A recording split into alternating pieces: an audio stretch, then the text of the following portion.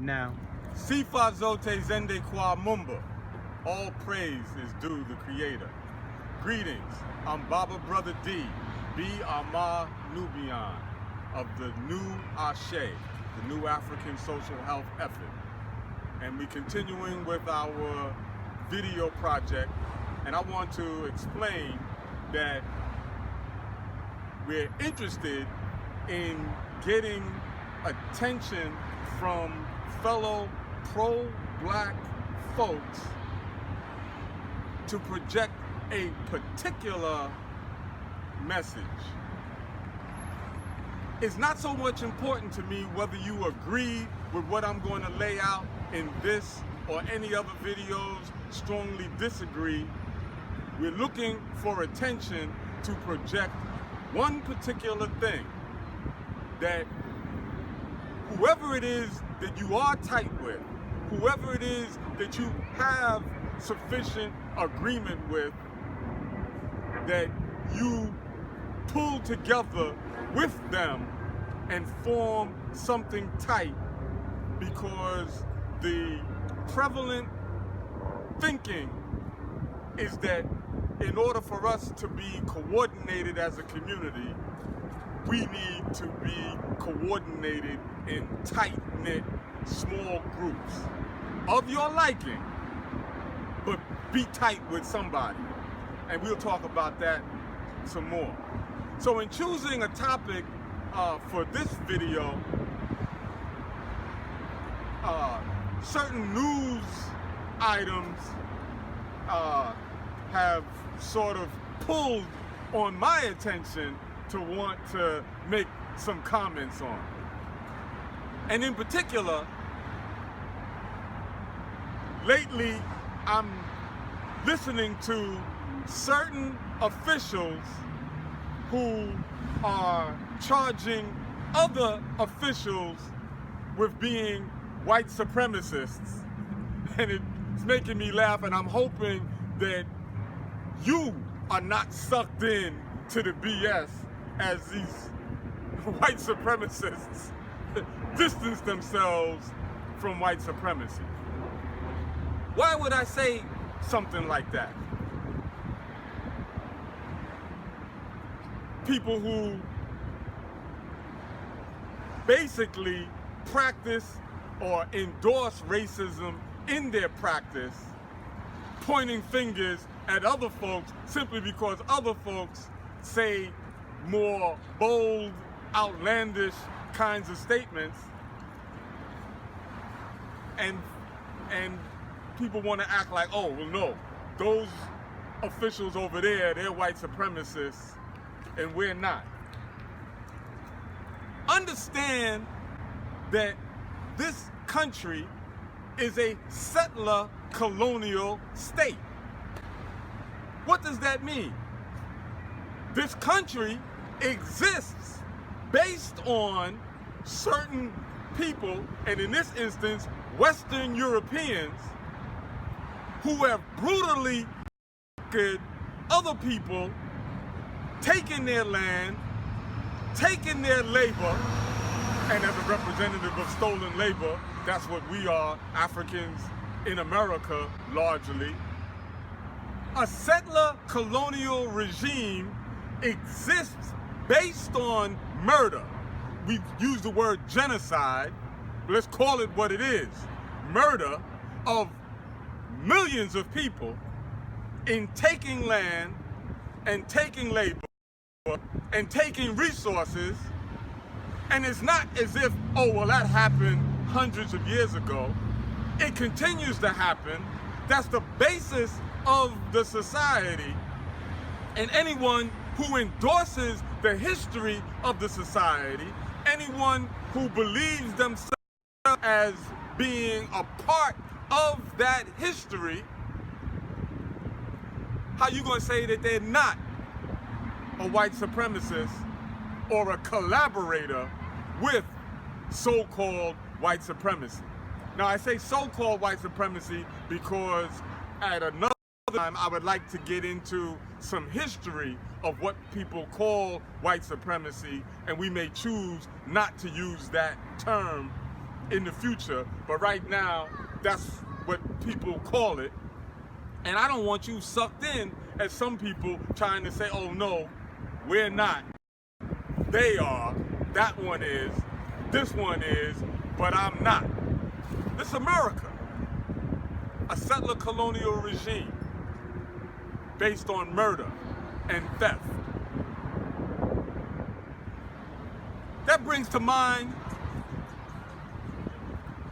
fuss that people make over the Confederate flag, pointing fingers about people using Confederate flags.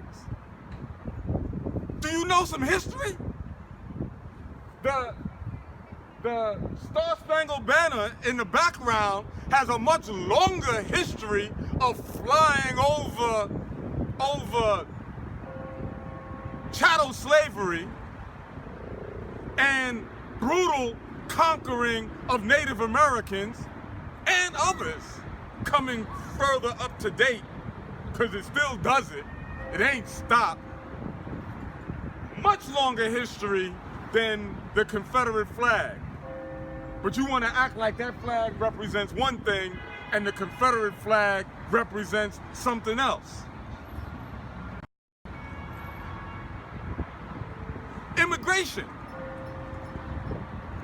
People are talking about the issue of the supporting non-white immigrants or non-Western European immigrants, while certain people are busy trying to keep out non-white immigrants. And we got this battle that we hear in the news, and you see activists on either side of that, and we're acting as if this is not two sides of the same coin. You have to ask the question. Well, you don't have to ask it. I'm asking it. I say they're two sides of the same coin. Do we question why a large number of people from certain other poor countries feel a need to come to the United States?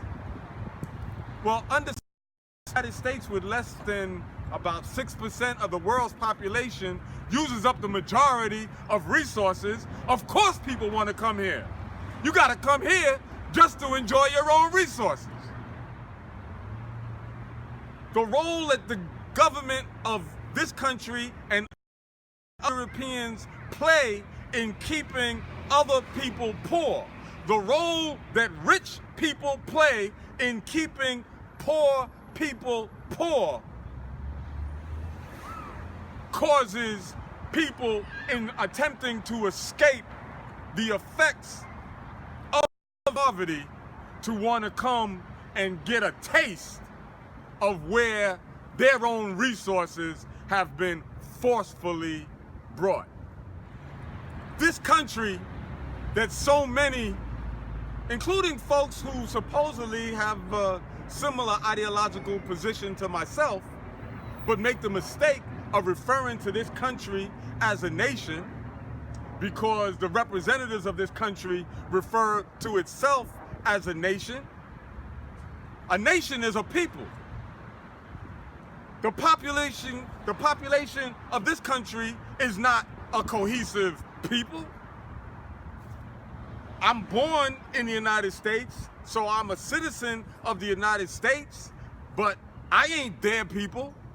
They damn sure not my people. What's my relationship to the United States? I am a conquered subject. I belong to the black nation of North America, and we are conquered. Large numbers of Native Americans in this country, their nations have been conquered. And we can go down the list in terms of people being conquered. And when you got a political entity that is made up of large numbers of conquered people, the word for that is empire. This is an empire. And because it is deemed within the interest of the people who run that empire to impose a false national identity on the subjects of that empire, you got a whole bunch of us acting like we part of the same nation. In the news recently, we hear about people being told, if you don't like it, go back to where you came from. I guess they don't know much history, because one of the people that they were saying that to was born in the Bronx, has a parent that was born in the Bronx, another parent born in Puerto Rico. I guess we don't know the history of the United States and Puerto Rico. I guess we don't know how the United States concocted a war with Spain in 1898 because American business people who had their eye on Puerto Rico were looking for an excuse to snatch Puerto Rico, and then in a concocted war, they ran in and took Puerto Rico.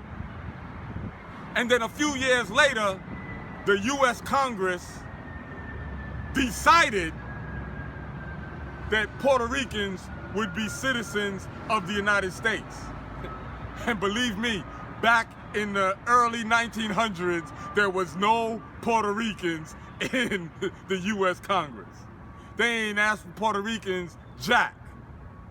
And I can relate to that because I'm part of the black nation in the United States. And the Congress made a decision that said that my people are citizens of the United States, and they ain't asked us jack. But I guess you forgot about that. Or chances are you didn't know about that to begin with. So Puerto Rico is an excellent example of this imperialist process, this colonialist process. Puerto Rico, the official explanation of Puerto Rico's relationship to the U.S. says it all. It says that Puerto Rico is a territory which belongs to, but is not part of the United States. Now, what kind of nonsense is that? It belongs to, but it is not part of the United States. It's property. But this is a settler colonial state. How did it even get as large as it is? And this next example is very crucially important to the African nation in North America, because around 1800, when Africans were whipping the behind of the French and certain other European armies in Haiti, the French government called itself selling to the United States government a tract of land that essentially doubled the territory of the U.S. And some of us get off on the fact that Napoleon had to make that decision because we was whipping their ass. And totally bypass the contradiction. How the hell could Napoleon sell that big tract of land as if there were nobody living on it? We don't ask that question because Western Europeans take control of, or assert control, even when they ain't got control, they assert control over other people's property. And then amongst each other, they make deals. They buy and they sell. And we don't even recognize that's a contradiction. How did the United States get Texas? How did the United States get the southern portion of the United States? Americans starting wars with other folks and then snatching territory. It's real interesting. Look at the American Southwest. Basically, Native American people with Mexican background, we call Chicanos, being called illegal immigrants on their own land, on the land where their people are from. We got some more examples because we go to school here, and it's interesting how you can learn certain facts and then not put stuff together. How did the United States wind up with Hawaii? Do you know that Hawaii had a government of its own and had that government for who knows how many centuries or millennia? And white Americans infiltrated into Hawaii, overthrew their government, and then Hawaii became part of the United States. How did the United States wind up with Alaska? We're taught that the United States bought Alaska from Russia. And most of us, we know that piece of information and never ask the question, well, if they bought Alaska from Russia, did that sale include the people who were in Alaska? And if the people who are indigenous to Alaska could be bought and sold, what does that make them? So we're not dealing with the reality of living in an empire. And the people who are part of the master nation of the empire and all of its collaborators, which is most of us included, endorse its history or endorse the version of its history that we've been taught. So back to these statements that some people making, if you don't like, you can leave. So if I don't like it, I can go back to where I come from. Where my people come from is thoroughly under the control of American and of the Western European imperialism. And I'm clear. America is a great place to live. Many African people in America may have complaints about America, but a whole bunch of those complaints, it has to do with not getting our cut from American imperialism. Because we already live better than the majority of people on the planet. Africans in America are the richest Africans on the planet. And materially do better than a whole bunch of other people, African or otherwise. We even do better than a lot of Eastern Europeans. But I want people to understand how America became a, quote, great place to live. And the price that the world and its people and its animal life and its plant life and the air and the water and the whole planet pays for that greatness. So I intend to, at another time, get into a major explanation, albeit brief, for one of these videos to talk about the things that led up to this particular state of affairs we need to go back, not 400 years, but maybe 5, 6, 7, 800 years, better grasp, and then you'll understand why I don't really like the term white supremacy, because when we understand what happened that allowed Western Europeans to appear to be supreme, we may want to choose another word. But I want to thank you for listening.